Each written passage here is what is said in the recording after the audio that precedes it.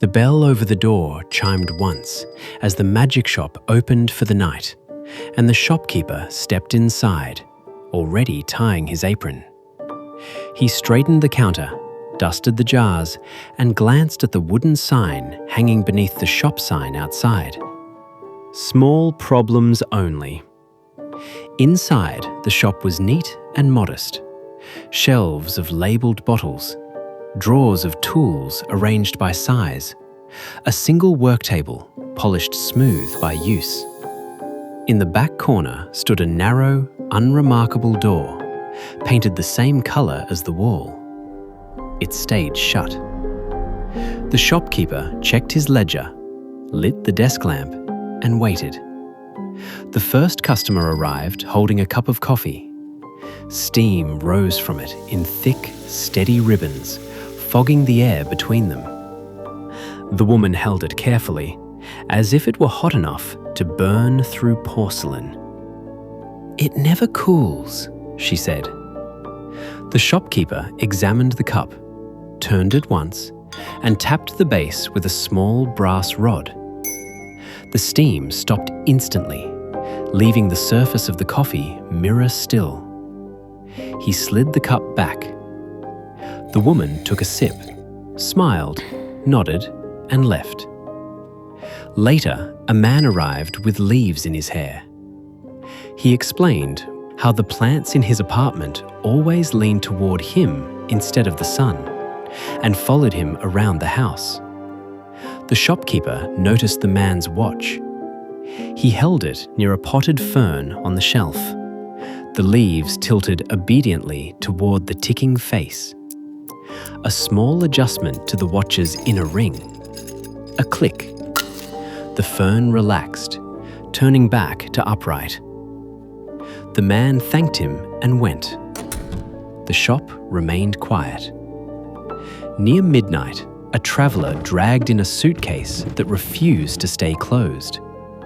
The latches snapped shut, then sprang open again with a sharp, stubborn clack.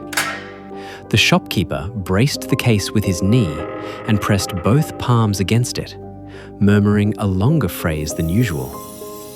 The suitcase finally stayed closed. The shop's lamp flickered once, as if a bit more magic had been required than the shop comfortably allowed. A drawer slid open by itself, and a metal tool tipped out, clattering onto the floor. The shopkeeper frowned, picked it up, and shut the drawer. Along the floor, a faint shimmer crept out from the suitcase like spilled light, slipping under the narrow door in the corner. He did not look at it. The next problem took a bit more effort. A woman stood at the counter, hands fluttering, describing a living room filled wall to wall with bees. Too many to open a window, too many to call anyone. The shopkeeper produced a book from beneath the counter and began reciting, his gestures wide and patient. The air thickened as the magic stretched outward. The walls gave a quiet, complaining creak, the sound of a structure tolerating more than it was designed to hold. A jar tipped and cracked.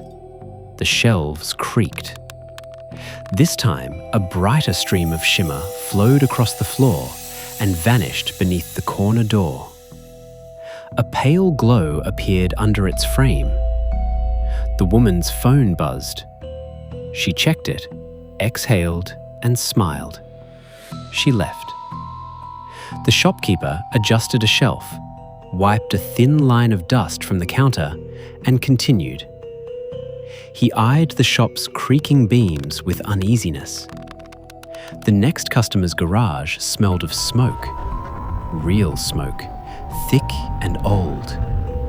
He explained that a full-grown dragon had nested among the rafters and refused to leave.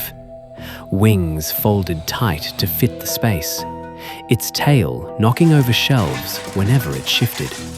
Tools lay warped and warm to the touch. As the man spoke, A low rumble seemed to echo in the shop itself. The shopkeeper swallowed. "Yeah," he said quietly. "That's gonna take a lot of magic." He glanced at the door in the corner nervously, then rolled up his sleeves. The shop shuddered as he began to work. Walls groaned. A pipe overhead cracked and began dripping water. Beneath the door in the corner, the glow flared bright, pouring out in sheets, an ominous pressure building behind it. For a moment, the shop held. Then, it didn't. Drawers tore themselves open. Papers lifted and spun. Wind howled through the room, though every window was closed. Magic surged from the counter toward the corner as the door bulged and strained. "We only fix small problems," the shopkeeper protested. As the chaos increased, the door suddenly burst open. A large, furry creature stepped out, ducking slightly. Broad shoulders, massive hands, deep-set eyes, calm and tired. The creature had been quietly absorbing the excess magic for years. Every time a problem was a little too big to be called small. Tonight, there was finally more of it than the broom closet could hold. The creature moved past the counter and made a single, deliberate motion, as if redirecting a current. Outside the window, far above the rooftops, the dragon lifted into the sky and flew away, shrinking into the distance. The shop fell silent. The customer blinked, looked at the creature, then at the shopkeeper. He nodded once. "Oh, okay, thank you?" He left. The shopkeeper exhaled. He looked at the creature, then at the counter. He placed the keys down gently, hung his apron on the coat rack, and walked out without a word. The creature stood alone. Looking around the shop, it noticed the sign outside. It walked out and turned it around. "Big problems accepted." It then sat down behind the counter, folded its hands, and waited.